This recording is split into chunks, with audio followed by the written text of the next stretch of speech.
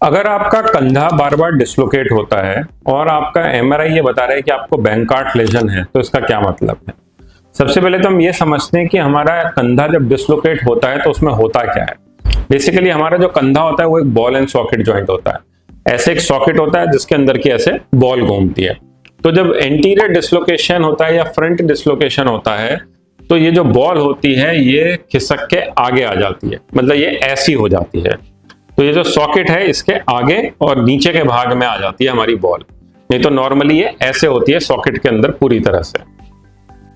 तो जब बार बार इस तरह से ये बॉल सटक के बाहर आ जाती है और सॉकेट को हिट करने लगती है, तो जिस जगह पे वो हिट कर रही होती है वो सॉकेट का नीचे का और आगे का पार्ट होता है, जिसको कि हम मेडिकली एंटेरो इंफीरियर पार्ट कहते हैं। तो जो इनके बीच की गद्दी होती है बॉल और सॉकेट के बीच की, जब वो एंटीरो इंफीरियर पार्ट में फट जाती है और जो सॉकेट होता है उसको नुकसान पहुंचाने लगती है, तो हम उसको कहते हैं बैंकार्ट लेजन। बैंकार्ट लेजन अगर हम देखें तो एमआरआई सबसे अच्छी चीज है जो उसको डायग्नोज कर सकती है, और क्लिनिकल हिस्ट्री होती है उसमें शोल्डर डिस्लोकेशन की। अब ये रिकरेंट शोल्डर डिस्लोकेशन में तो बहुत कॉमन है, लेकिन कभी कभी एक बार डिस्लोकेशन हो उसमें भी होने के चांसेस रहते हैं।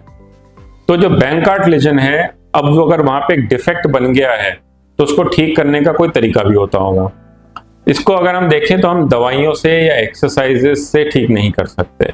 इसमें हमें सर्जरी की जरूरत पड़ती है, जिसमें कि हम आर्थ्रोस्कोपिक तरीके से जो आगे जो लेब्रम होता है जो फट जाता है उसको हम सूचर एंकर्स से फिक्स कर देते हैं, और जो कैप्सूल होता है उसको हम टाइट कर देते हैं ताकि ये दोबारा डिस्लोकेशन ना हो।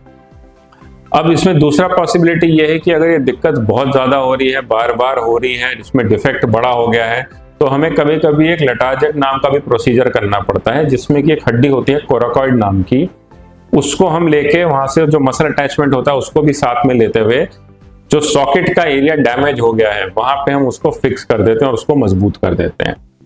तो ये होता है लटाजेट प्रोसीजर। तो अगर आपको बार बार शोल्डर डिस्लोकेशन हो रहा है और उसमें आपका बैंकार्ट लेजन आया है तो घबराइए मत, अपने डॉक्टर से मिले। आपके डॉक्टर आपके एमआरआई के हिसाब से जो भी बेस्ट ट्रीटमेंट होगा वो बताएंगे।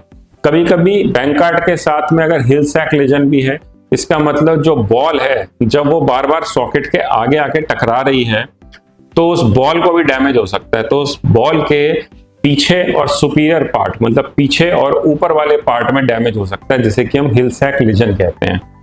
तो कभी कभी बैंकार्ट के साथ में हिल सैक लेजन भी हो सकता है, जो कि ये दिखाता है कि दोनों हड्डियां, बॉल और सॉकेट, उन दोनों को ही चोट पहुंची है। Thank you.